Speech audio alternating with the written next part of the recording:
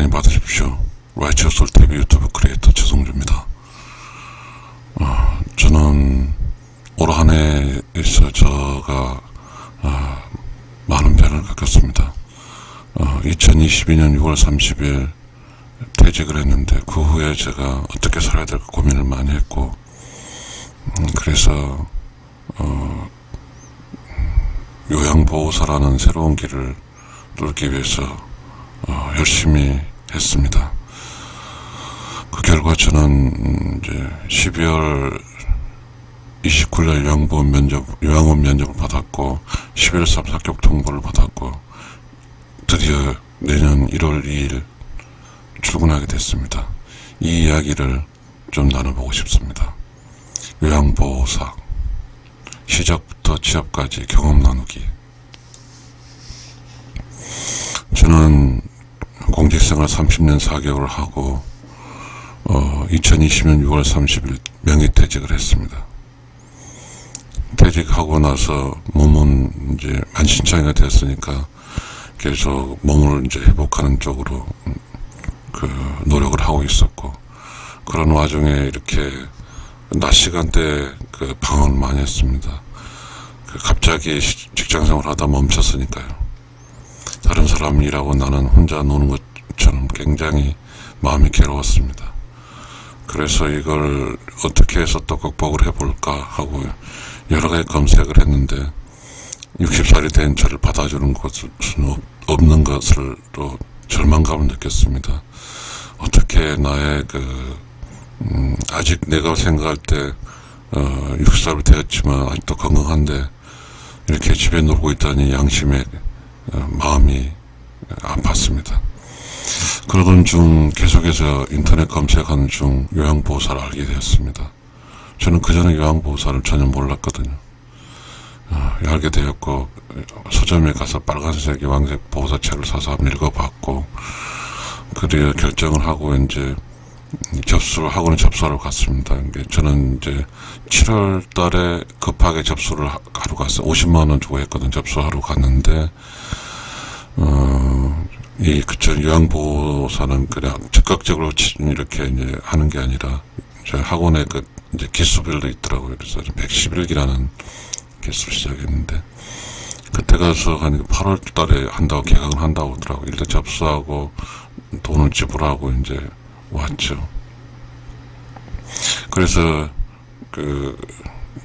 2020년 8월 25일 드디어 요양학원 수업이 시작됐습니다.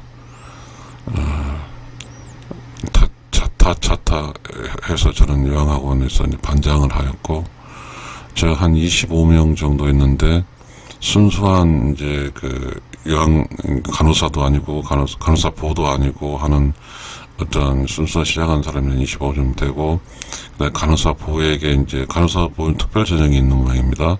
그런 분들과 함께 이제 공부를 하기 시작했습니다. 그리고 이제 참 공부 과정이 이제 한 7번인가에 모의고사도 보고, 실습도 하고, 그 다음에 이제 여러 과목 한 권의 책이 있거든요. 그 책을 이제 다 이수를 했습니다. 그래서 저는 사실 요양보 학원 다니면서 몸도 안 좋고 그랬는데, 어쩔 때는 요양보호사 모의고사에서 간장간장하게 이렇게 이제 과락을 면하기도 하고, 그렇게 했거든요. 근데 요양보호사는 2과목이 있는데, 이제 필기는 35문제고요. 실기는 45문제인데, 보편적으로 이제 합격하려면, 실기는 23문제인가? 그리고 필기는 27문제인가? 그런 커트라인이 있거든요. 근데 저는 이제 아슬아슬하게 넘고 그렇게 했습니다.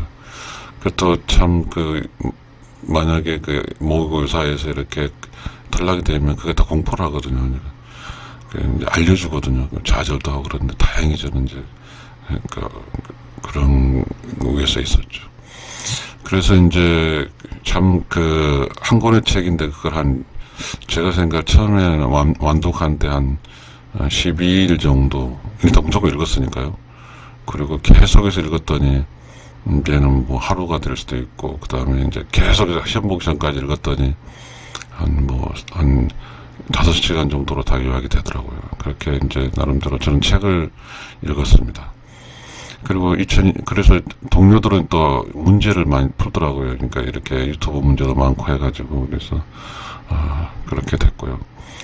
그리고 저는 이제 우리 기수는 2020년 10월 한 11일경에 요양학원이 졸업을 했고, 그래서 이제 시험 보기까지 좀 한 달 정도 남았는데, 학원에서 많은 도움을 줬죠. 카카오톡으로 계속해서 시험 문제를 보내주었고요. 그렇게 해서 이제 2022년 11월 5일날 요양보사 시험을 봤습니다. 참 떨리더라고요. 근데 막상 시험을 보니 시험장에 들어가서 봤는데,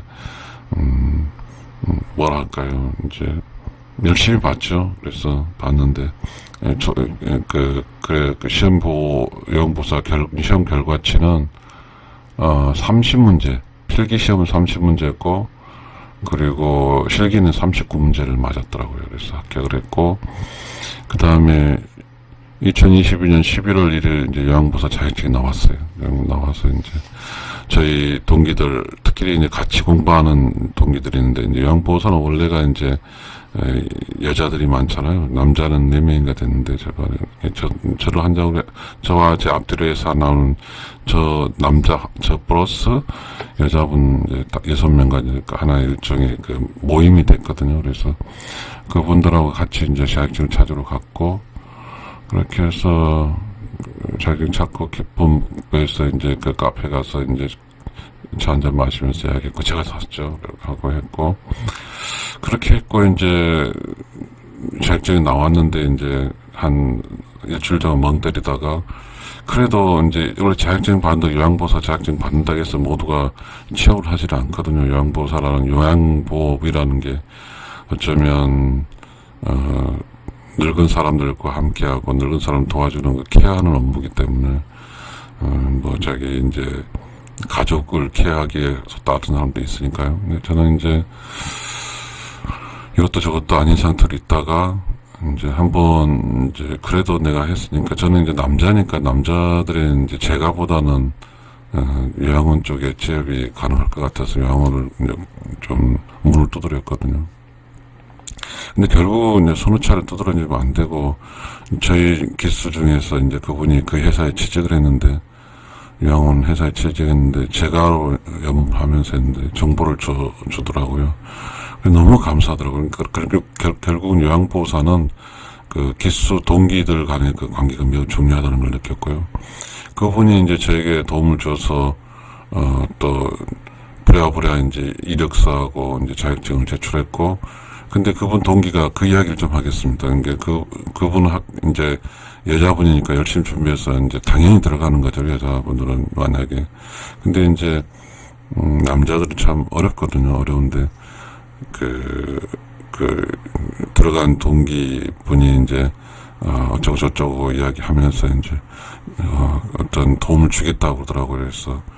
그래서 그쪽에 있는, 요양원에 있는 그 관계자를 제게 전화번호를 알려줘서 제가 전화를 했고, 요양원 관계자님이 이제 그 요양원 뽑는다고, 남자 직원 뽑는다고 해서 그 정보를 받고 이야기했고, 또 전화를 했더니, 이제 그 전화를 하고, 이렇게 이야기를 하고, 그분이 이제, 자기가 이제 인사팀에 가서 이제 이야기를 하겠다. 그렇게 해놓고, 그럼 이제 또, 제가 이제 그렇게 하고 전화를 했죠. 전화를 했는데, 참 호의적으로 설명을 잘해서 저에게 이제 접수를 하라고 면접을 하라고 접수해놓고, 바로 면접 보러 갔죠. 면접 보고, 하루 1대3 면접이더라고요. 요양보호사를 대표하는 그런 사람하고, 그 다음에 사회복지사, 그 다음에 총무 담당 3명이 이렇게 저를 면접을 받고, 다행히 여러 면접 과정에서 이제 요양보호사를 배우는 동기 이런 거 다 물어봐서 성실하게 답변했고, 그 다음에 30일 날 이제 합격 통보를 받아서 신체 검사를 하고, 그 다음에 코로나 검사도 하고, 주민등록번호 떼고, 정신없이 12월 30일 날 보냈고, 지금 현재 12월 31일입니다. 저는 이제 그 나이가 한국 나이 60이고 내년에 만 60이 됩니다.